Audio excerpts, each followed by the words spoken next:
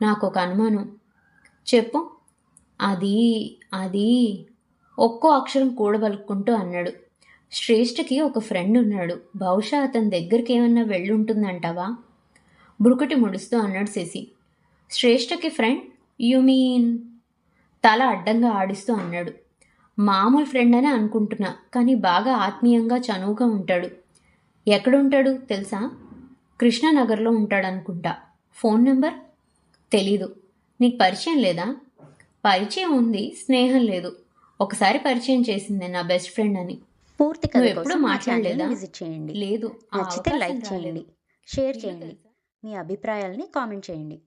అలాగే మా ఛానల్ని సబ్స్క్రైబ్ చేసి పక్కనున్న గంట కొట్టారనుకోండి, నేను ఇలా వీడియో పెట్టగానే అలా మీకు నోటిఫికేషన్ వచ్చేస్తుంది. ఎన్నో మంచి మంచి ఇంట్రెస్టింగ్ కథల్ని మిస్ కాకుండా వినేయచ్చు.